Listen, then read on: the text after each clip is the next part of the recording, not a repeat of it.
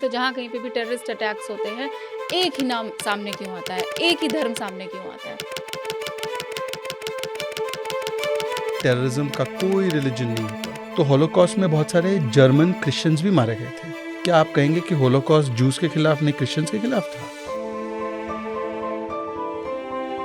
ये सारी रिकमेंडेशंस ये मुसलमानों की है, सच्चर कमेटी रिपोर्ट की, रहमान खान रिपोर्ट की है। और बहुत सारे आतंकवादी जो हुए हैं वो इंजीनियर्स भी हुए। Osama bin Laden, Osama bin 9/11 के बिल्कुल, अटैकर्स, बिल्कुल। ये जो बुरहान वानी से लेकर बिल्कुल। बाकी सारे लोग, ये सब एजुकेटेड है। सीए के नाम पर भी क्या भड़काया गया कि मुसलमानों की नागरिकता छीन जाएगी। अब 2 साल हो गए, एक की नागरिकता नहीं छीनी। हम सीएए लाएंगे। आजादी के वक्त से कांग्रेस पार्टी और हमारे संविधान निर्माताओं का वादा था। डेमोक्रेटिक स्ट्रक्चर्स में वो ज्यादा जिम्मेदार है। तो मेरे लिए राहुल गांधी, ममता बनर्जी, स्टालिन, अखिलेश यादव, लालू यादव, तेजस्वी यादव, ये ज्यादा गुनहगार है। हिंदू मुसलमान का दुश्मन है ही नहीं। आप देखिए ना, हर जगह कॉन्फ्लिक्ट उठाकर देखिए, वहां पर एक दूसरे से ही लड़ रहे हैं। यमन में कौन लड़ रहा है, ईरान में कौन लड़ रहा है, सूडान में कौन लड़ रहा है, पर यहां पर प्रेजेंट किया जाता है हिंदू दुश्मन है।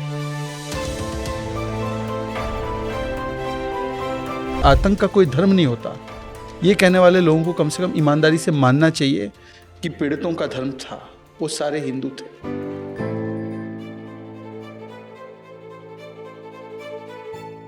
अभी कुछ दिन पहले जो पहलगाम पे अटैक हुआ, एक हिंदू होने के नाते हम सभी का बहुत खून खौला।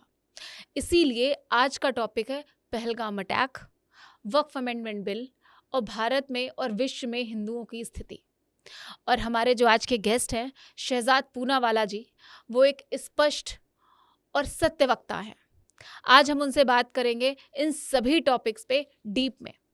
चलिए कॉन्वर्सेशन को शुरू करते हैं शहजाद पूनावाला जी के साथ। बहुत बहुत स्वागत है आज मेरे चैनल पे कॉन्वर्सेशन करने के लिए। बड़े दिनों से इच्छा थी आपको मिलने की, तो मुझे बहुत भी। बहुत आपका धन्यवाद कि आपने मुझे आमंत्रित किया।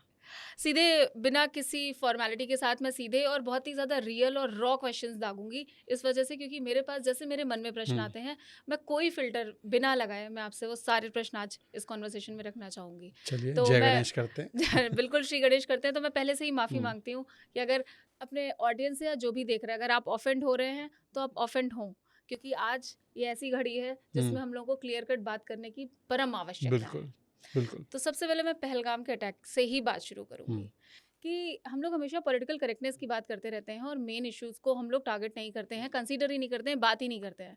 लेकिन अगर कहीं पे भी आप ग्लोबली भी देख लीजिए, भारत की बात छोड़ते हैं, अगर हम ग्लोबल देख लेते हैं तो जहाँ कहीं पे भी टेररिस्ट अटैक्स होते हैं, एक ही नाम सामने क्यों आता है, एक ही धर्म सामने क्यों आता है, और हम आज तक डरते क्यों आ रहे हैं इसके विषय में बात करने के लिए? क्योंकि हम लोग पॉलिटिकल करेक्टनेस के चक्कर में और ये सूडो सेकुलरिज्म के चक्कर में जो रूट कॉज है इस टेरर का, उसको एड्रेस ही नहीं करना चाहते।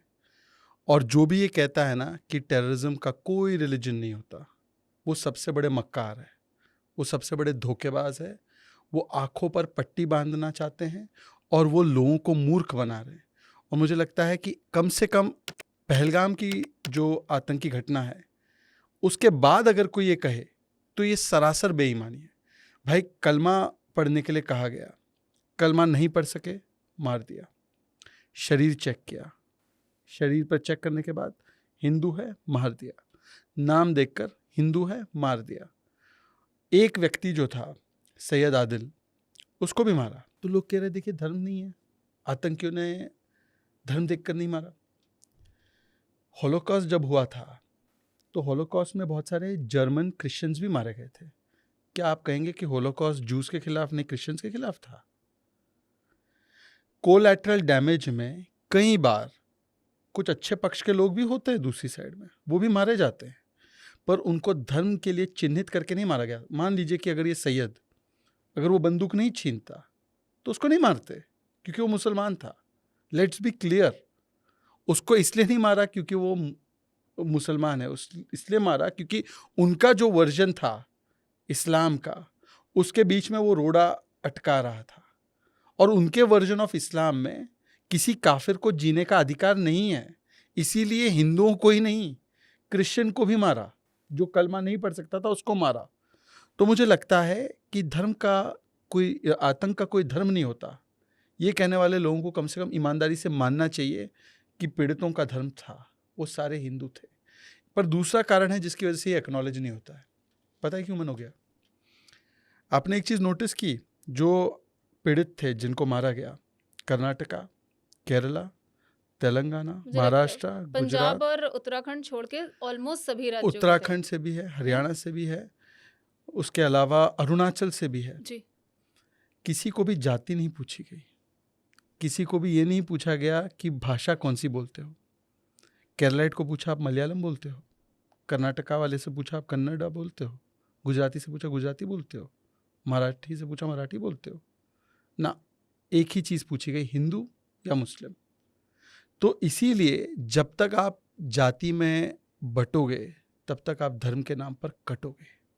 अगर ये सीख आज भी हम नहीं ले पाए इस घटना के बाद, तो मुझे लगता है कि धिक्कार है हम पर भी और धिक्कार है ये पूरी राजनीति पर भी। पर ये नहीं चाहते कि हम ये सीख लें। ये एक भारतीय मुसलमान होने के नाते मैं कह रहा हूँ और सारे हिंदुओं से कह रहा हूँ कि तुम लोग जातियों में बंटते रहो और धर्म के नाम पर कटते रहो।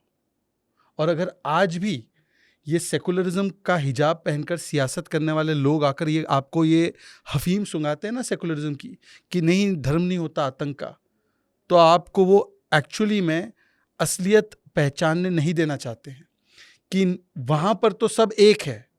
वोट बैंक के नाम पर सब एक हो जाते हैं, कॉज के नाम पर, उम्मा के नाम पर सब एक हो जाते हैं, और आप जातियों में, आप भाषाओं में, आप रीजन में बंटते रहो और कटते रहो। ये असलियत है जो नहीं चाहते कि हिंदू समाज में जागृति आए। और मैं एक और चीज़ क्लियरली बोल रहा हूँ, चाहे किसी को अच्छा लगे चाहे किसी को बुरा लगे, मुझे घंटा फर्क नहीं पड़ता। इस देश में अगर हिंदू बटा, अगर हिंदू कटा, अगर हिंदू बहुसंख्यक से अल्पसंख्यक बना, अलग अलग कास्ट के एंगल पे या भाषा के एंगल पे, तो ये देश ना सेकुलर रहेगा ना डेमोक्रेटिक रहेगा। ये देश सेकुलर भी इसलिए है, ये देश डेमोक्रेटिक भी इसलिए क्योंकि यहाँ पे हिंदू बहुसंख्यक है। अगल बगल में देख लो, अफगानिस्तान है, पाकिस्तान है, चाइना है, ईरान देख लो, इराक देख लो, सऊदी देख लो, सूडान देख लो, कहीं पर सेकुलरिज्म नहीं है, कहीं पर डेमोक्रेसी नहीं। मेरा प्रश्न ही यही था अगला आपसे कि जिन भी देशों पे अगर कोई दूसरे धर्म की मेजॉरिटी होती है तब वहाँ पे सबको एग्जिस्ट कर लेते हैं, पर जैसे ही मुस्लिम मेजॉरिटी आती है हम सबको मार्जिनलाइज कर दिया जाता है, सबको एकदम कॉर्नर में कर दिया जाता है, ना उनके धार्मिक स्थान रह जाते हैं, ना ही कुछ और। तो मैं वही कह रहा हूँ, बाहर की दुनिया में देखने की आवश्यकता क्या है, अपने खुद के देश में देखिए। एक तमिलनाडु का किस्सा है, अभी ज़्यादा पुराना नहीं है, 7-8-10 साल पहले का किस्सा है, कि वहाँ पर जैसे ही डेमोग्राफिक शिफ्ट हुआ, डेमोग्राफिक चेंज हुआ, हिंदू अल्पसंख्यक में आए, तो वहाँ की कम्युनिटी ने हिंदुओं को अपना पर्व मनाने से मना कर दिया। उनको सुप्रीम कोर्ट, हाई कोर्ट तक जाना पड़ा, और हाई कोर्ट और सुप्रीम कोर्ट को कहना पड़ा कि कौन सा सेकुलरिज्म है ये, कि हिंदू समाज को उनका पर्व मनाने नहीं दिया जाएगा। आप पूरे देश में घटनाक्रम देखिए, ये पहलगाम हिंसा हुई या आतंकी हमला हुआ, उससे पहले की घटना देखिए। ऐसा कौन सा लास्ट 3-4 साल में हिंदू पर्व आपको याद आता है कि किसी की शोभा यात्रा निकल रही है, किसी की वो हिंदू पर्व की यात्रा निकल रही है और उस पर पथराव या हमला ना हुआ हो? और आप शब बारात देख लीजिए, ईद देख लीजिए, रमज़ान देख लीजिए, किसी पे पथराव होता है? किसी पे नहीं होता। पर हनुमान जयंती की यात्रा अटैक हो जाता है, दुर्गा पूजा अटैक हो जाता है, रामनवमी अटैक हो जाता है, गणेश चतुर्थी की ये यात्रा थी उस पर अटैक हो जाता है। प्रदेश छोड़ दीजिए, बंगाल हो, झारखंड हो, कर्नाटका हो, महाराष्ट्र हो, गुजरात हो, मानसिकता विषय है। और इस मानसिकता को जस्टिफाई करने के लिए भी देखिए ना कैसा तर्क दिया जाता है। संभल की घटना है जहाँ पर राम मिश्र को मारा गया, संभल की घटना है। वहाँ पर समाजवादी पार्टी के नेता कहते हैं कि मस्जिद के सामने आप म्यूजिक बजाओगे तो गोली चलेगी, झंडा उतरवाओगे तो गोली चलेगी। मैं पूछना चाहता हूँ, ये तो लिबरलिज्म और उदारवाद के सबसे बड़े पोस्टर बॉय है ना। चलिए मान लीजिए मस्जिद के सामने डीजे म्यूजिक बजा दिया, मान लीजिए कि म्यूजिक भी गंदा था, अश्लील था, उसकी सजा क्या सरतन से जुदा होगी? उसकी सजा गोली होगी। राम मिश्रा की डेथ को, किलिंग को जस्टिफाई किया गया इस नाम पर। अब मैं पूछना चाहता हूं कि ये इंटॉलरेंस है या नहीं है? क्या इस देश में नो गो जोन है क्या हमने 370 वहां से जम्मू कश्मीर से हटाया तो देश में 370 लग गया है क्या मुस्लिम इलाकों में, कि यहाँ से हिंदुओं की यात्रा निकलेगी तो पथराव होना अनिवार्य है, अगर म्यूजिक बजाएंगे तो पथराव होगा, हथियार से हमले होंगे? ये जो मानसिकता है ना कि हम टॉलरेट नहीं करेंगे, दूसरे को काफिर मानेंगे, आपके पास परमिशन नहीं है मेरे मस्जिद के पास आने की, आपके पास परमिशन नहीं है अपने पर्व मनाने की, आपकी संस्कृति से मैं घृणा करता हूँ, यही रूट कॉज है। कहाँ से आए रूट कॉज? फिर इसकी वजह क्या है, कहाँ से आता है? क्योंकि ऐसा नहीं है कि रूट कॉज हमेशा इससे पैदा होता है कि my way is the only correct way, बाकी सब गलत। माई वे या हाईवे, जब आपकी एक सोच हो जाती ना, one thought, one belief, one system, तब ये सिस्टम, ये जो है, ये हेट्रेड पैदा होती है कि बाकी सब गलत है, मैं ही सही हूँ। आप हिंदुइज्म की ब्यूटी क्या है? हिंदुइज्म की ब्यूटी ये है कि अलग अलग स्ट्रीम्स के बीच में शास्त्रार्थ होता है। हमारे यहाँ पे तो वो संस्कृति है कि वेदों को न मानने वाले लोगों को भी हमने सम्मान दिया है, उनको पूजा है, और बाकायदा उसमें डिबेट हुई है। ये होता है ओपननेस, ये होती है डिबेट, ये होती है टॉलरेंस, कि अगर पॉइंट ऑफ व्यू से मैं अग्री ना भी करूं तो हम दोनों बैठकर बात कर सकते हैं और चर्चा कर सकते हैं, और आप अपने तरीके से देखते हैं, हम अपने तरीके से देखते हैं। ये अकोमोडेटिंग स्पिरिट होता है। परंतु जहाँ पर ये अकोमोडेटिंग स्पिरिट नहीं होता है, जहाँ पर आप दूसरे की पूरी विचारधारा को या दूसरों की मान्यता को ही मानते हैं कि वो गलत है और मैं ही सही हूँ, वहीं पर फिर ये फंडामेंटलिस्ट थॉट पैदा होती है। तो फिर उसमें पढ़ाई लिखाई, अनपढ़ होना, या फिर आपका इंजीनियर हो जाना, फिर इससे तो कोई मतलब ही नहीं रहता है। क्योंकि आप अगर ग्लोबली देखेंगे तो बहुत सारे आतंकवादी जो हुए हैं वो इंजीनियर्स भी हुए हैं, पढ़े ओसामा लिखे बिन हुए हैं। लादेन, उसामा बिन लादेन, 9/11 के बिल्कुल अटैकर्स, ये बिल्कुल जो बुरहान वानी से लेकर बिल्कुल। बाकी सारे लोग, ये सब एजुकेटेड है। एजुकेशन का और फंडामेंटलिज्म का कोई लेना देना नहीं है, गरीबी का और फंडामेंटलिज्म का कोई लेना देना नहीं है। ये ओसामा बिन लादेन तो बहुत अमीर था, वो फंडामेंटलिस्ट था, और हो सकता है कि बहुत सारे गरीब लोग हैं, और हो सकता है वो धार्मिक लोग भी है, वो फंडामेंटलिस्ट नहीं बनते। एक्चुअली फंडामेंटलिज्म जो है उसका रूट कॉज ही ये एक सुप्रीमेसिस्ट थॉट है कि मैं सबसे ऊपर हूँ, मैं जो मानता हूँ वो सबसे ऊंचा है, और बाकी लोग जो मानते हैं उसको जो है कोई स्पेस या कोई राइट नहीं है एग्जिस्ट करने का। ये रूट कॉज है कि अपने आप को सुपीरियर मानना और दूसरों को इन्फीरियर मानना, और इसीलिए यहीं से सारी चीज़ें जो है वो पैदा होती है। इसका कोई पैसों से या एजुकेशन लेवल से नहीं, आपके मन में ये जो सुप्रीमेसिस्ट थॉट आते हैं उसी से लेना देना है कि मैं सबसे बेहतर हूँ और बाकी सब जो है उनको एग्जिस्ट करने का कोई राइट नहीं। तो इसके लिए ज़रूरी है कि हम लोग जो भी ऐसी थॉट प्रोसेसेस है कि my way is the only way and बाकी सारे वे जो है गलत है, बाकी आप अगर कुछ और पूजा पद्धति अपनाते तो आप काफिर है, इसको बाकायदा हमें शन करना चाहिए, इसको बाकायदा हमें खंडन करना चाहिए, इसको जस्टिफाई नहीं किया जा सकता। पर दुख की बात यह है कि कई लोग ये ट्रूथ बताना नहीं चाहते। इनफैक्ट आप देखोगे आरफा खानम शेरवानी का एक वो वीडियो है कि अभी हम अपनी केवल स्ट्रैटेजी बदल रहे हैं, हम अपने मकसद को नहीं बदल रहे, स्ट्रैटेजी बदल रहे हैं। ये स्ट्रैटेजी के लिए तो ये सेकुलरिज्म का चोला ओढ़ लेते हैं, पर ये थॉट उनका सेम ही रहता है। और ये थॉट जब तक नहीं चेंज होगा कि we are the only correct way, हमारा तरीका ही सही तरीका है, बाकी सारे तरीके गलत है, तब तक ये फंडामेंटलिज्म का जो ये बीज है इसको जो है ख़त्म नहीं किया जा सकता। पर ये कैसे ख़त्म होगा? मतलब पॉइंट इज़ कि हम लोग केवल ये एक्सपेक्ट करते रहें कि आप बदल जाएंगे, से सामने वाला जब बदल नहीं रहा है और हम केवल ख़त्म होते चले जा रहे हैं, या फिर हमारी विचारधारा पे बराबर अटैक्स होते चले जा रहे हैं, तो किस तरीके से ये अब इस मोमेंट पे क्या सोल्यूशन निकलना चाहिए? क्योंकि सामने वाला तो सुनने के लिए तैयार नहीं है। देखिए, इसमें एक ही चीज़ हो सकती है कि जो ये पॉइज़न है, ये पॉइज़न को ख़त्म करने के लिए हम लोगों को जो इसके ऊपर राजनीति करते हैं और इसको राजनीतिक रूप से कवर फायर देते हैं, लेजिटिमाइज करते हैं, नॉर्मलाइज करते हैं, मेन स्ट्रीम करते हैं इस हेट्रेड को अलग अलग चीज़ों के नाम से। मैं आपको उदाहरण देता हूँ।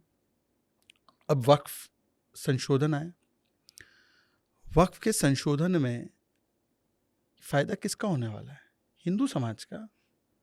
वक्फ संशोधन दरअसल सामाजिक न्याय और संविधान सुधार और सुशासन का सबसे बड़ा साधन है।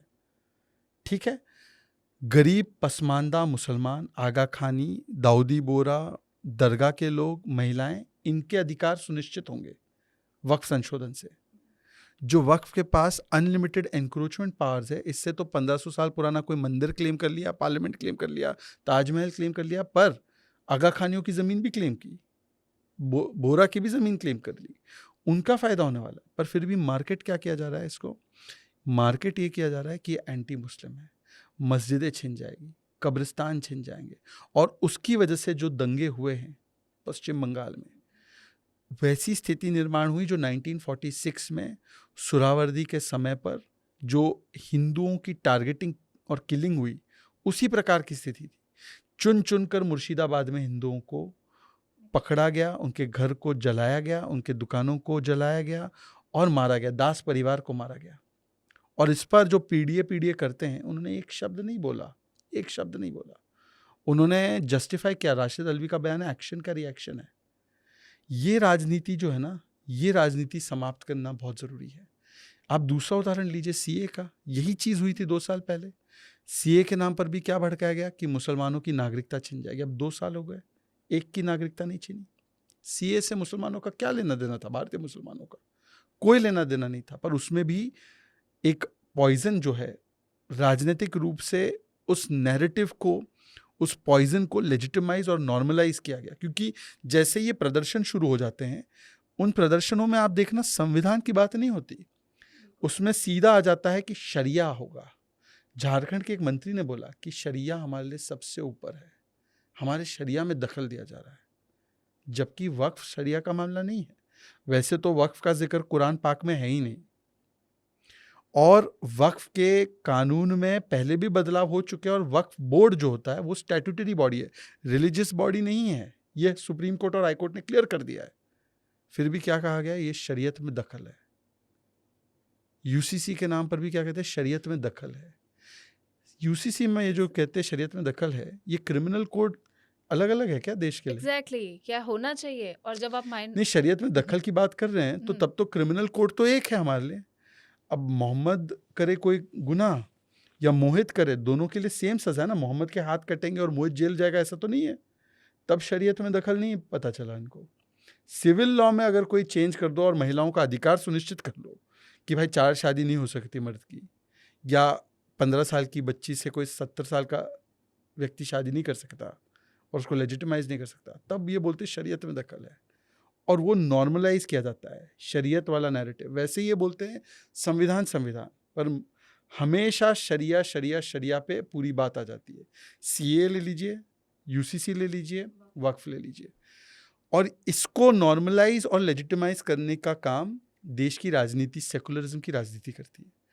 मैं कट्टरपंथियों को उतना जिम्मेदार नहीं मानता। कट्टरपंथी का तो काम ही है कट्टरपंथी होना।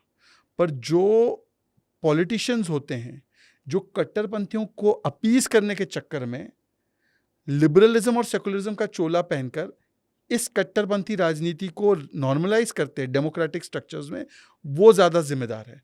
तो मेरे लिए राहुल गांधी, ममता बनर्जी, स्टालिन, अखिलेश यादव, लालू यादव, तेजस्वी यादव, ये ज़्यादा गुनहगार है। क्योंकि ये जो है ये और ख़तरनाक है। ये मुसलमानों के असली दुश्मन है। ये मुसलमानों को डेमोक्रेटिक सेकुलर फैब्रिक में मेनस्ट्रीम करने के बदले वो उनको धकेलते हैं रिलीजियस और शरीयत और फैनेटिकल पॉइंट ऑफ व्यू में सोचने के लिए, और वो उनको जस्टिफाई करते हैं कि आप ऐसे ही सोचिए, आप डेमोक्रेटिक सोचिए ही मत, आप कॉन्स्टिट्यूशनल सोचिए ही मत, आप शरीयत के बारे में ही सोचिए। आप बताइए ना, कांग्रेस वैसे तो छाती पीटती है कि लड़की हूँ, लड़ सकती हूँ।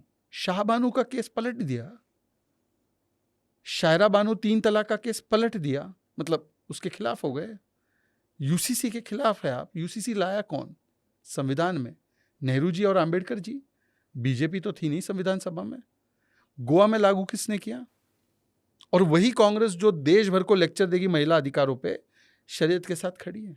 वक्फ के साथ में भी तो यही है, उसमें महिलाओं का जब इन्वॉल्वमेंट हो रहा है, कितना तो अपोज कर रहे हैं उस चीज़ पे। इनको दरअसल देखिए, इन्होंने हमेशा से एक ऐसा वर्ल्ड व्यू अपनाया है इस्लाम के या मुसलमानों के लिए जो एंटी वुमन है, एंटी पसमानदा है और एंटी डेमोक्रेटिक है, एंटी सेकुलर है। पर वो मार्केट उसको करते हैं या उसको प्रेजेंट करते हैं कि देखिए ये तो हमारे माइनॉरिटी के पर्सनल लॉ के राइट्स है। और ये सबसे बड़ा गुनाह है, क्योंकि जो रिफॉर्म्स हर कम्युनिटी में आए, हिंदू में रिफॉर्म बिल कब आया? 1950s में ना। हिंदुओं का लॉ 1950s में हिंदू कोड बिल आया, रिफॉर्म हो गया। ठीक है, आप हिंदुओं को तो हमेशा सुनाते रहते हो कि आप में ये खराबी है, वो खराबी है, आपका ये कस्टम खराब है, आपका वो कस्टम खराब है, आप में कास्ट सिस्टम है। मुसलमानों में नहीं है कास्ट सिस्टम। कास्ट सिस्टम की तरह ही तो है पसमानदा और अशरफ और अजलाफ का। वहाँ पे तो बैठने नहीं देते साथ में। पर कभी आपने सुना है ये पीडीए वाले, ये जाति जनगणना वाले मुसलमानों में जाति जनगणना कराना चाहते हैं? मस्जिदों में घुसने नहीं देते पसमानदा को ये सैयद लोग, बैठने नहीं देते, शादियां नहीं होने देते, पानी नहीं पीने देते एक गिलास से, और कहते हैं हम दुनिया भर में एक उम्मा है। काय का एक उम्मा है ये? शिया सुन्नी के सबसे ज्यादा दंगे होते थे लखनऊ में। सऊदी बनाम ईरान क्यों चलता है? एक उम्मा है ना, तो क्यों लड़ रहे भाई? पाकिस्तान में कौन मार रहा है शियाओं को? कौन मार रहा है आगा खानियों को? अफगानिस्तान में कौन मार रहा है? आरएसएस। हिंदू मुसलमान का दुश्मन है ही नहीं। आप देखिए ना, हर जगह कॉन्फ्लिक्ट उठाकर देखिए, वहां पर एक दूसरे से ही लड़ रहे हैं। यमन में कौन लड़ रहा है? ईरान में कौन लड़ रहा है? सूडान में कौन लड़ रहा है? पर यहां पर प्रेजेंट किया जाता है हिंदू दुश्मन है। हिंदुओं की समाज की कमियां तो बताई जाती है, उसके ऊपर हजारों घंटे चर्चा होती है। और मुस्लिमों में जो कमियां हैं जिसको रिफॉर्म होना चाहिए, 3 तलाक, मुस्लिम देश में कहीं नहीं है 3 तलाक। इंस्टेंट ट्रिपल तलाक पूरी मुसलमान, यहां तक कि पाकिस्तान ने भी बैन कर दिया था, पर भारत में चलाने की वकालत की गई। तो मुसलमानों को दिया ही नहीं जा रहा अपॉर्चुनिटी कि वो रिफॉर्म करे, कि वो इवॉल्व हो और वो भी कुछ बेहतर कर सके।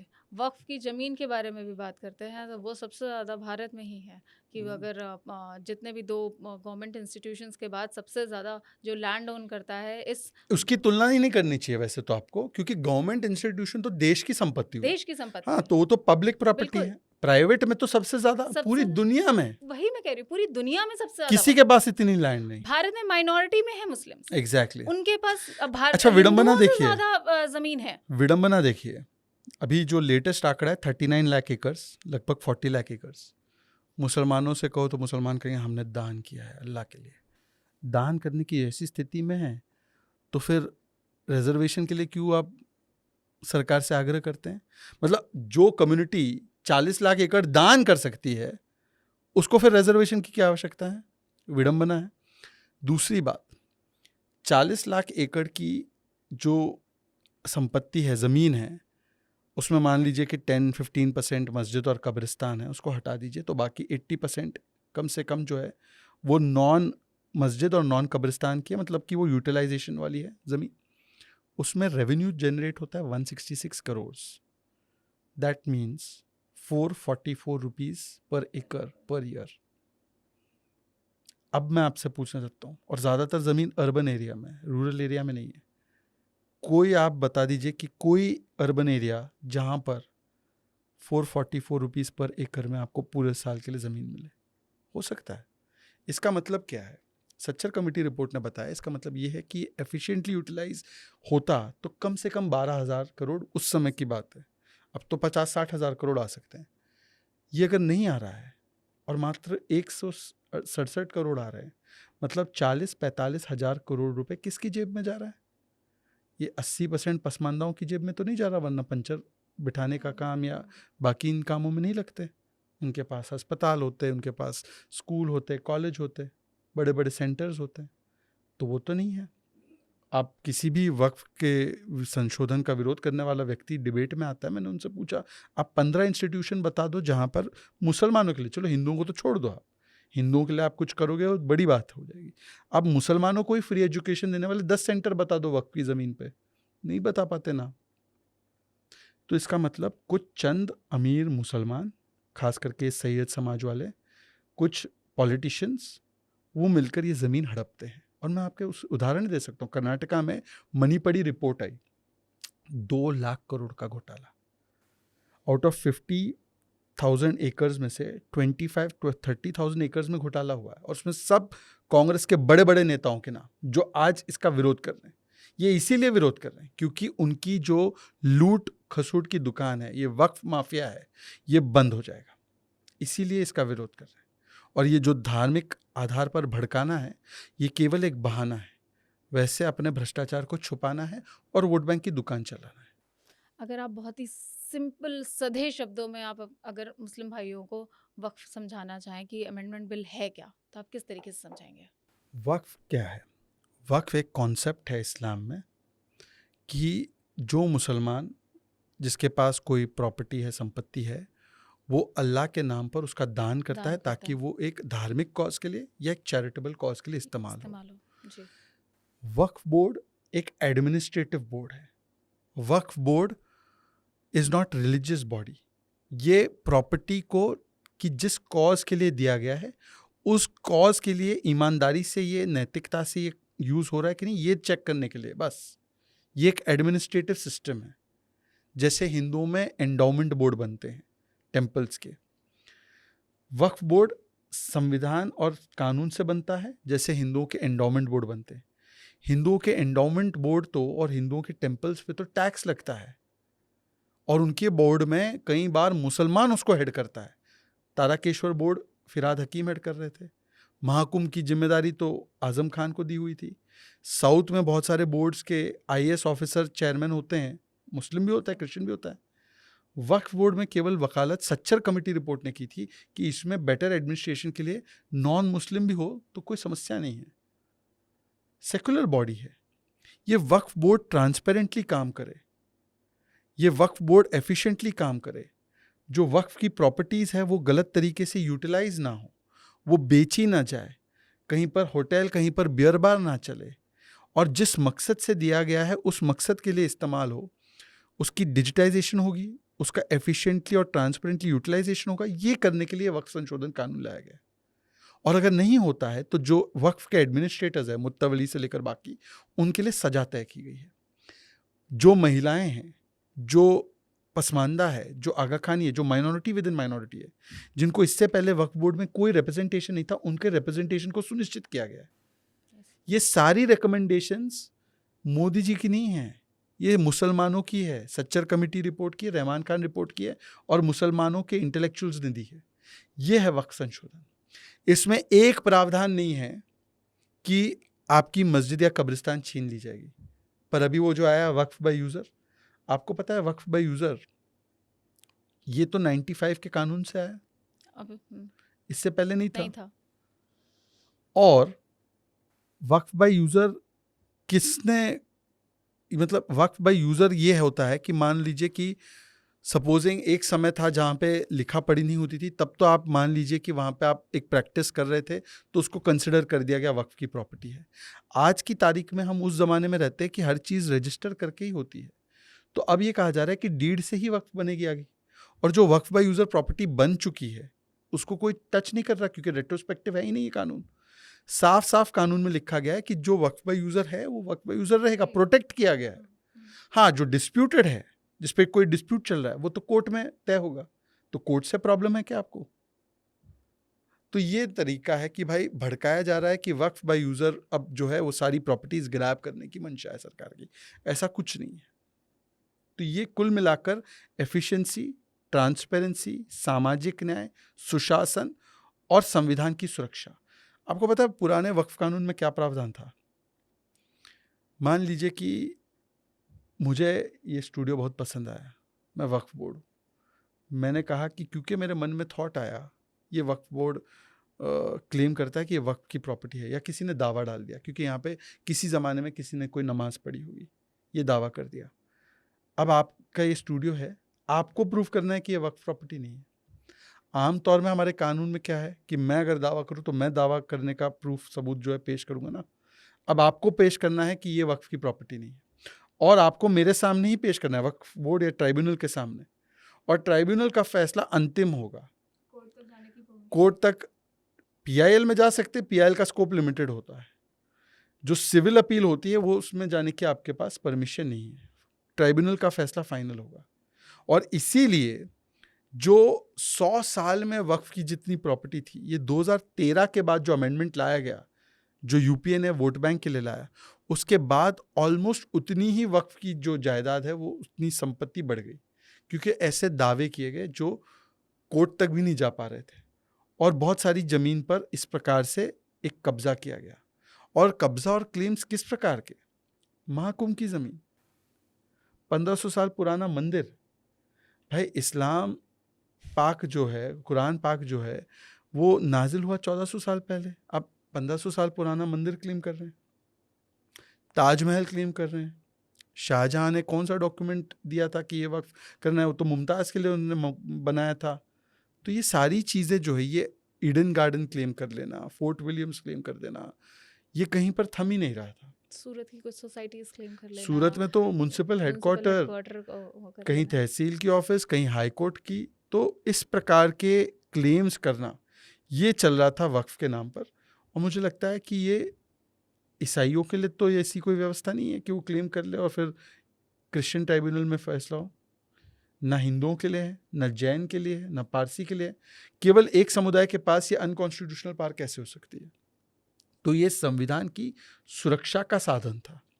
अभी जो बंगाल में हुआ उसके बाद मैं इंस्टाग्राम पे एक रील देख रही थी कि एक नाम, मुझे उनका नाम नहीं आता रहा, हाँ निखिल चंदवानी जी, उनकी एक अभी रील आई थी कि उनके पास एक रिक्वेस्ट आई थी कि हिंदू परिवार को बंगाल से निकलवाना है। भारत में ये स्थिति हो रही है हिंदुओं की, तो जब तक वो मुस्लिम माइनॉरिटी पर हैं तब तक सब माइनॉरिटी बोल के अपने ऊपर दया कराते रहेंगे, और जैसे ही स्थिति आएगी वैसे ही मुर्शिदाबाद वाली स्थिति हो जाएगी। यही तो मैं कह रहा हूँ ना कि इसी को कहते हैं डेमोग्राफिक थ्रेट। जैसे ही डेमोग्राफी बदल गई है किसी जगह की, वहाँ पर हिंदू माइनॉरिटी में आ गए हैं, तो इस प्रकार के जब पॉलिटिकल फोर्सेस सत्ता में होती है तो वहाँ की हिंदू माइनॉरिटी को ज़रूर खतरा महसूस होता है। ये आप देख लीजिए, केरल में भी कुछ ऐसी जगह हैं, और बंगाल में तो आपको हर रोज़ ये किस्से सामने नज़र आते ही हैं। कितने लोगों का पलायन हुआ, कितने परिवारों का पलायन हुआ है मुर्शिदाबाद से। तो राष्ट्रपति शासन क्यों नहीं लागू हो रहा है? क्योंकि राष्ट्रपति शासन सोल्यूशन नहीं है, इसका राष्ट्रवादी शासन सोल्यूशन है।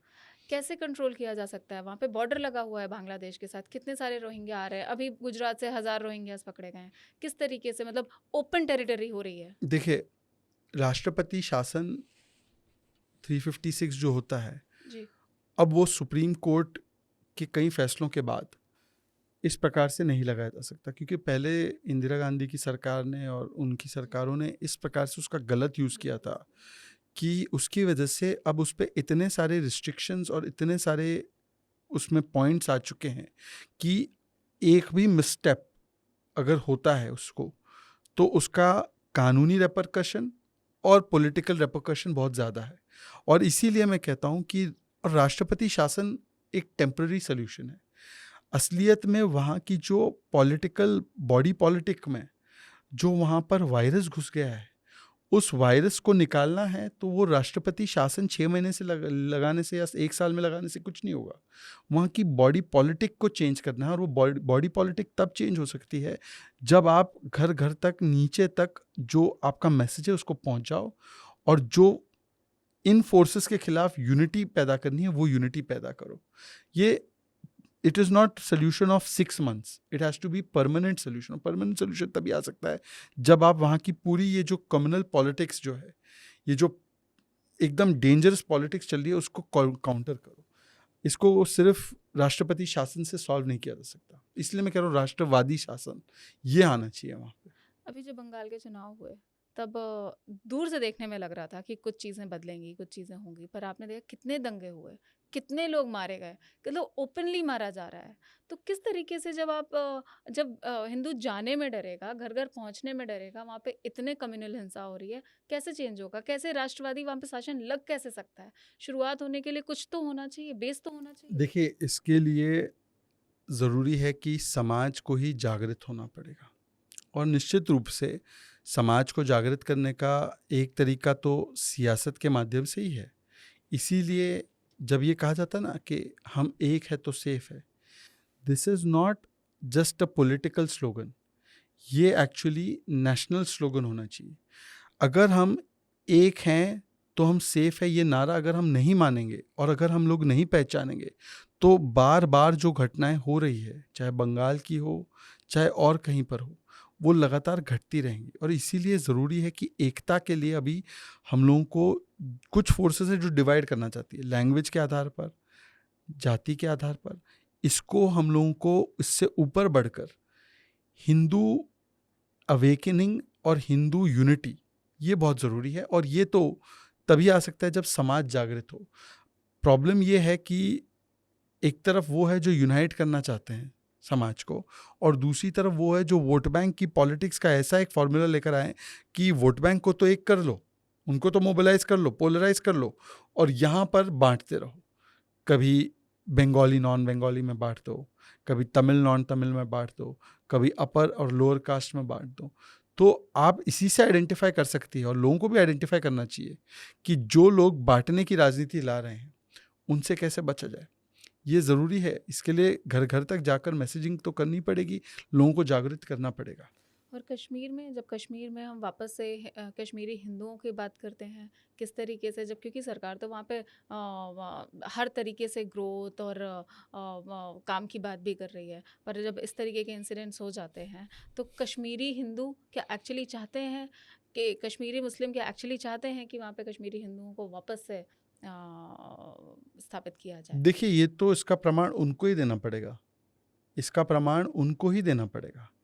अगर वहाँ पे लोग जो जिन परिस्थितियों में निकले हैं हिंदू समाज के, वो क्यों निकले? वो इसलिए नहीं निकले क्योंकि उनको कोई बेटर अपॉर्चुनिटी दिल्ली में मिल रही थी। बिल्कुल।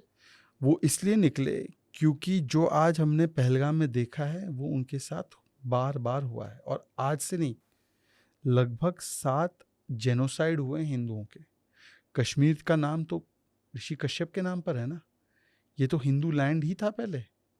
ये एक के बाद एक जेनोसाइड और एक्सपल्शन कर करके वहाँ पर हिंदू माइनॉरिटी में आ चुका है। अब हिंदू अगर माइनॉरिटी में है और सच में अगर आप चाहते हैं कि हिंदू वापस वहाँ पर आए, तो वो सर्कमस्टांसेस क्रिएट करने पड़ेंगे। और वो सर्कमस्टांसेस कब क्रिएट होंगे? वो सर्कमस्टांसेस तब क्रिएट होंगे जब हिंदुओं को सिक्योरिटी महसूस होगी कि धर्म के आधार पर उनको मारा नहीं जाएगा। रलीव सलीव गलीव वाली जो आज भी चीज़ें हम लोग देख रहे हैं, जब तक वो समाप्त नहीं होगी तब तक नहीं हो पाएगा। तो वो कैसे समाप्त होगी? क्योंकि अभी का भी जो इंसिडेंट देखा, विदाउट लोकल के इन्वॉल्वमेंट के तो हो ही नहीं सकता था। ये तो इसके लिए मानसिकता में बदलाव की आवश्यकता है। मैं ये नहीं कह रहा कि मैं किसी एक समाज को नहीं कह रहा हूँ, मैं कह रहा हूँ कि माइंडसेट चेंज होना चाहिए, और ये माइंडसेट चेंज ज़रूरी है। जब तक माइंडसेट चेंज नहीं होगा, जब तक ये पूरी चीज़ उसी फैक्टर पे आ जाती है कि आप अगर समझ लो कि कोई यहाँ पर रह ही नहीं सकता, या किसी का वे ऑफ लाइफ हमारे साथ मैच ही नहीं कर सकता, या हम अलग अलग है, जो थॉट प्रोसेस एक प्रकार से आपने सुना होगा पाकिस्तान में भी उनके आर्मी चीफ ने दी, जनरल तो मैं नहीं बोलूँगा उसको, मुनीर बोलूँगा। जब तक हम लोग ये सोचते रहेंगे कि हम किसी और से सुपीरियर है और उनको एग्जिस्ट करने का राइट नहीं है, we are separate and they are separate, तब तक ये इंटीग्रेशन हो ही नहीं सकता।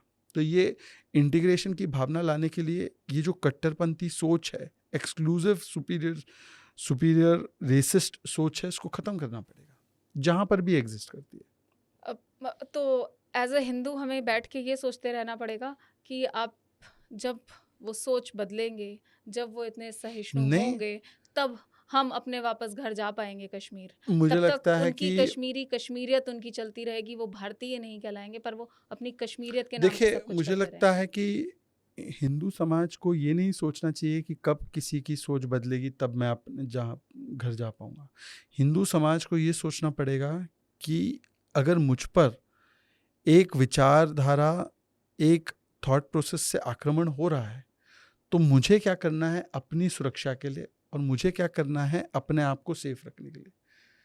इसमें ज़रूरी ये है अब कि हिंदू समाज सोचे कि हमें भी एकता दिखानी होगी, हमें भी एकजुट होना पड़ेगा, क्योंकि एकता में ही स्ट्रेंथ है।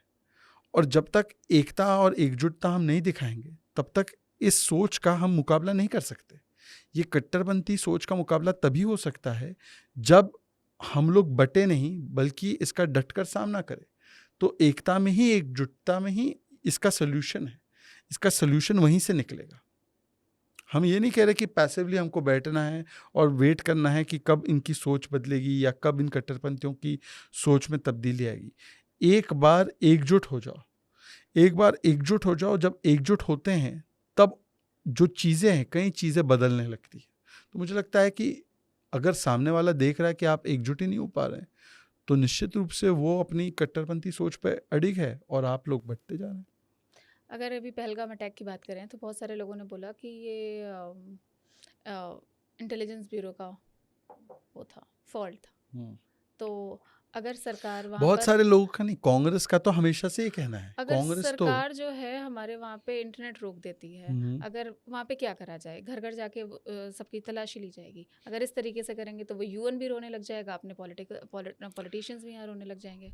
तो मिडिल ग्राउंड क्या है, क्या करे सरकार? देखिए, पहले तो जो लोग ये इंटेलिजेंस फेलियर, सिक्योरिटी फेलियर की बात कर रहे हैं, 26/11 मुंबई में हुआ, 167 लोग मारे गए मुंबई में।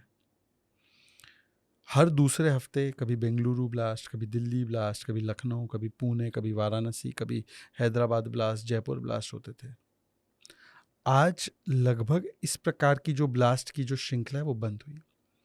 इंटेलिजेंस और सिक्योरिटी फेलियर तब होता है जब प्रधानमंत्री के घर में, निवास में प्रधानमंत्री को मारा जाता है।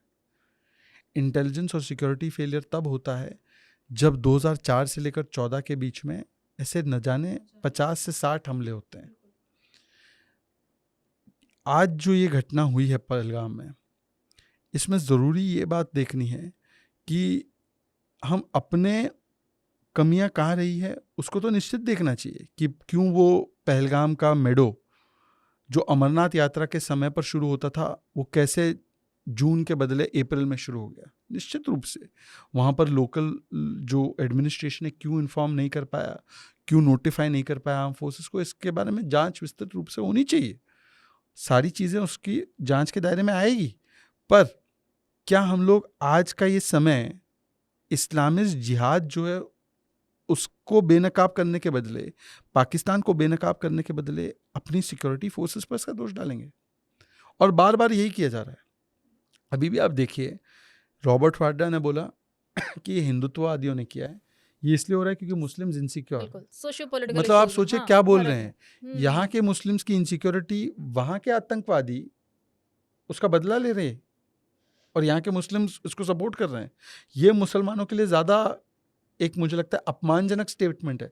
मुसलमानों को इसका विरोध करना चाहिए कि how dare he says this.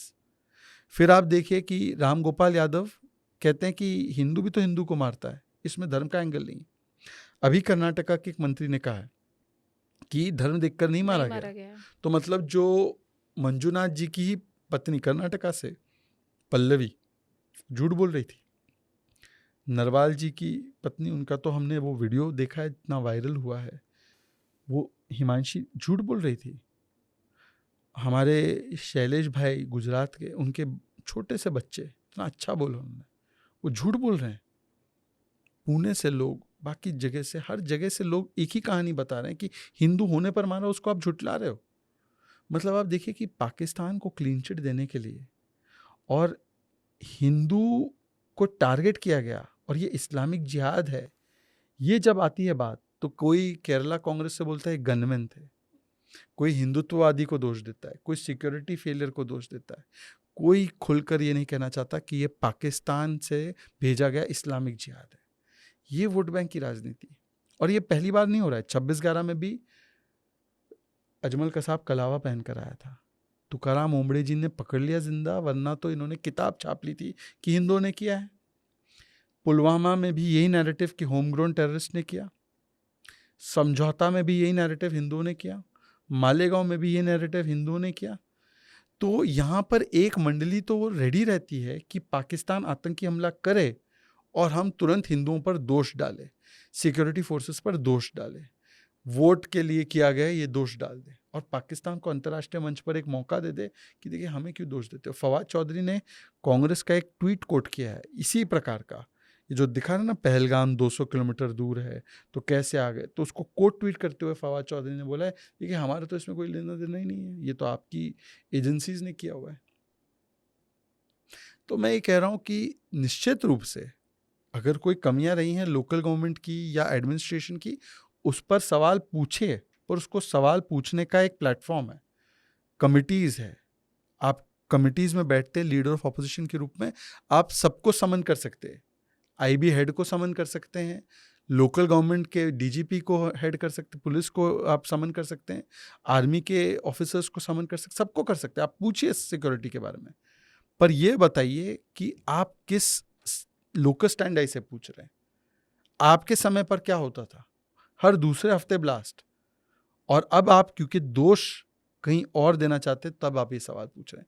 आप इसलिए नहीं पूछे क्योंकि आप सिक्योरिटी लैब्स के लिए कंसर्न है, आप इसलिए कह रहे हैं क्योंकि आप इस्लामिस्ट जिहाद को आइडेंटिफाई नहीं करना चाहते, एक्नॉलेज नहीं करना चाहते, एक्नॉलेज नहीं करना चाहते, लीपापोती करना चाहते हैं। मैं तो कहूँगा कि जहाँ पर भी हिंदू विक्टिम है, कभी आपने कोई केस देखा, ये बोलते हैं लिंचिंग होती है मुसलमानों की, ठीक, मुसलमान की लिंचिंग हो गई तो हिंदू लिंचर जय श्री राम बोल के लिंच किया गया।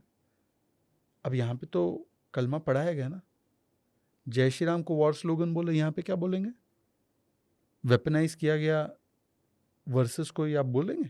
बोला है किसी ने? एक शब्द नहीं है, बोल नहीं सकते।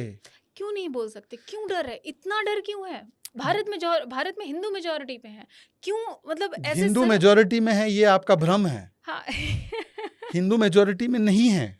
क्यों नहीं है, इसको आधा कट ना किया जाए। हिंदू मेजॉरिटी में इसलिए नहीं है क्योंकि हिंदू ब्राह्मण है, हिंदू जाट है, हिंदू क्षत्रिय है, हिंदू जो है ओबीसी है। हिंदू कहाँ है? न्यूज़ चैनल दिखाते हैं हिंदू मुस्लिम वोटिंग परसेंटेज क्या दिखाते हैं, इतने ब्राह्मण, इतने जाट, इतने ठाकुर, इतने राजपूत, इतने दलित, इतने एसटी, और दूसरी साइड का क्या दिखाते हैं, इतने मुस्लिम। जबकि शिया सुन्नी के झगड़े, पसमानदा सैयद के झगड़े, कभी वहाँ पे देखे सैयद मुस्लिम इतने, पसमानदा मुस्लिम इतने। आप हिंदू मेजॉरिटी में हैं, ये तो खुद देश की मीडिया मानने को तैयार नहीं है, वरना सीधा सीधा कैलकुलेशन होता है 70% हिंदू 15% मुस्लिम, पर वहाँ पे होता है ब्राह्मण, जाट, ठाकुर। इसीलिए हिंदू जो है, इसको मेजॉरिटी जो है ये ना रहे, इसलिए बांटो और राज करो। ये तो अंग्रेज़ों ने किया, ये मुगलों ने किया, और आज वही प्लेबुक ऑपोजिशन यूज कर रहा है। कांग्रेस ने 60 साल किया ही है। सल्यूशन एक ही है, एकता। एक हैं तो सेफ है, जब एक नहीं रहे हैं तब तक हम कटे हैं। आपको जब पहलगाम के आतंकियों ने भी ये संदेश दे दिया है कि उन्होंने किसी एक, ऐसा है क्या कि किसी को बख्शा क्योंकि वो एक भाषा बोल रहा था या क्योंकि वो एक जाति से था? अगर बख्शा होता तब मैं समझ लेता, ठीक है, फिर आप क्लेम करो कि आप वहाँ उस जाति से हो या उस भाषा को बोलने वाले हो। एक को नहीं बख्शा, यहाँ तक कि क्रिश्चियन को नहीं बख्शा, सबको मारा क्योंकि आप हिंदू हो, इसीलिए मार दिया क्योंकि आप मुसलमान नहीं हो, क्योंकि आप मुसलमान, इररिस्पेक्टिव ऑफ क्या हो, बस आप मुसलमान नहीं हो, आप मरोगे। एग्जैक्टली। वहाँ पे जब आपको ये संदेश मिल रहा है कि मारे जा रहे हो, काटे जा रहे हो हिंदू होने के लिए, पर फिर भी आप बट रहे हो। वहाँ पे ये भी बोला गया, उस बच्चे से बोला गया कि जाके मोदी जी को बता देना। देखिए, ये क्यों बोला गया? क्योंकि आज की तारीख में जो सबसे बड़ा सुरक्षा कवच, या मैं कह सकता हूँ कि एक व्यक्ति जो है जो हिंदू या भारत की एकता के लिए लगातार प्रयासरत है और जो एक ढाल बनकर खड़ा है, लगातार जो हमले होते हैं उनके मकसद और हिंदू समाज, इनके बीच में अगर कोई ढाल बचा हुआ है तो वो मोदी है। और इसीलिए ये सीधे सीधे चुनौती जो है, ये राजनीतिक चुनौती नहीं है, ये देश की अखंडता को चुनौती है। और देश की अखंडता को सुनिश्चित करने के लिए जो खड़ा है या जो उसके लिए प्रयासरत है, वो उनको संदेश देना चाहते हैं कि ये है, हमने ये किया, ये घर में हम इसलिए घुसकर आपके हिंदुओं को टारगेट करके मार कर गए हैं। अब इसके बाद भी अगर हम ये संदेश नहीं समझ पाए, इज़राइल पे जब अटैक हुआ तो हमने देखा कि कितनी जल्दी उन्होंने उससे रिटेलिएट करा, not equal and opposite manner में, बल्कि मोर स्ट्रॉन्गर वे में। कब भारत कब, अब अगला स्टेप क्या? देखिए, ये तो समझदारी नहीं होगी कि हम डिटेल में इन स्टेप्स बिल्कुल। को डिस्कस करें बिल्कुल या हमारे पास क्या ऑप्शंस है उसको डिस्कस करें, क्योंकि इन पूरी जो ऑपरेशंस का एक जो ऑब्जेक्टिव होता है वो होता है सरप्राइज एलिमेंट होना। पर एक टेम्पलेट ऑफ रिस्पांस चेंज हुआ है। 2014 से पहले ऐसे न जाने कितने हमले हुए, और 26/11 जैसा हमला हुआ, आपके पास इन्फॉर्मेशन थी टेररिस्ट कैंप्स की। फली मेजर ने आपको बताया प्रधानमंत्री को उस समय कि यहाँ पर हम हमला कर सकते हैं। तो टेररिस्ट कैंप्स को भी आपने टच नहीं किया और आपने मोस्ट फेवर्ड नेशन का स्टेटस दिया। मनमोहन सिंह जी का एक बाइट है कि आई एम वेरी प्राउड कि मेरे पे बड़ा प्रेशर था पर मैंने फिर भी हमला नहीं किया। उल्टा ये सियाचिन देने की फिराक में थे तो आर्मी चीफ ने उस समय रोक लिया। उल्टा ये लोग तो जो है बलूचिस्तान में हम आतंकी हमला करते हैं या आतंकवाद फैलाते हैं, ये शर्म एल शेख में मान कर आए। 2014 तक का ये एक हमारा एक टेम्पलेट था, बट 2014 के बाद हमारा टेम्पलेट बदला है। अब MFN स्टेटस नहीं है, अब MTJ है, मुंह तोड़ जवाब। चाहे सर्जिकल स्ट्राइक हो, चाहे बालाकोट एयर स्ट्राइक हो, चाहे आतंकवादियों को पाताल तक फॉलो करके परस्यू करके उनको लाना हो, तहव्वुर राणा उसका एक उदाहरण है। चाहे डिप्लोमेटिक घेराबंदी हो, आज कोई देश पाकिस्तान के साथ नहीं खड़ा, आइसोलेटेड है। चाहे इकोनॉमिक घेराबंदी हो, ट्रेड को चोक करना, और अब जो एक नई एक घेराबंदी है कि अगर आतंकवाद का टैप ऑन होगा तो आपका टैप ऑफ होगा। अब देखिए, कल तक वो लोग जो है ड्राउट कर रहे थे, आउट ऑफ सिलेबस आ गया, पानी, झेलम में पानी ज़्यादा आ गया।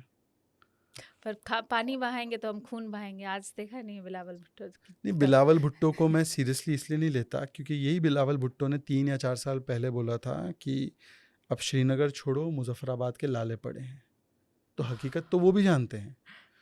तो ऐसा है कि अब आतंकवादी खून बहाएंगे और पानी साथ में बहेगा, ये साथ में नहीं होगा। अब बड़ा क्लियर है कि blood and water can not flow together. ये हम लोग की तरफ से भी साफ हो चुका है कि blood and water will not flow together. आप ब्लड बहाओगे भारतीयों का तो आपको बूंद बूंद के लिए हम तरसाएंगे। वो एक उनका एक वो है लफंडर, उसने ये किया।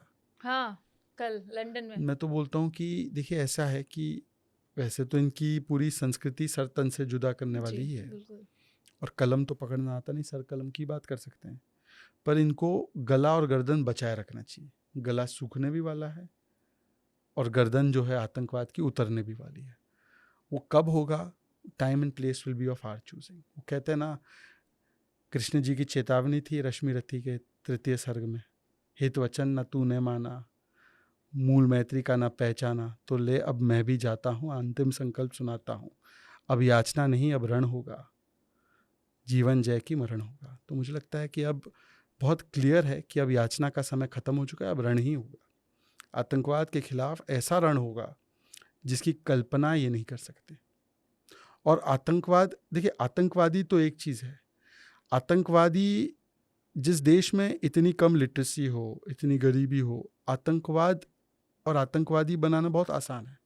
आतंकवादी बनते कहाँ से, इनको प्रेरित कौन करता है, इनके बैकर्स कौन है, ये साजिश करता कौन है, इनको भी नहीं बख्शा जाएगा। हम सिर्फ आतंकवादी नहीं मारेंगे, आतंकवादी के आका जो है इनको पनाह जो देते हैं, जो इनको मोटिवेट और मोबिलाइज करते हैं, अब उनको भी अपनी सलवार बचानी होगी। आखिरी प्रश्न, कुछ 2 प्रश्न मैं लूँगी आपसे और वो एकदम ही इस टॉपिक से थोड़ा-सा अलग होंगे कि आप जब, मैं देख रही हूँ आप भगवा डाल कर आए हैं, तो सनातन आपके लिए क्या है? आप किस तरह से देखते हैं सनातन संस्कृति को? देखिए, हमारे देश या पूरी दुनिया में धर्म तो एक ही है, सनातन धर्म एक ही है। पंथ या पूजा पद्धति या मज़हब अलग अलग हो सकते हैं, तो धर्म तो एक ही है और वो है सनातन धर्म।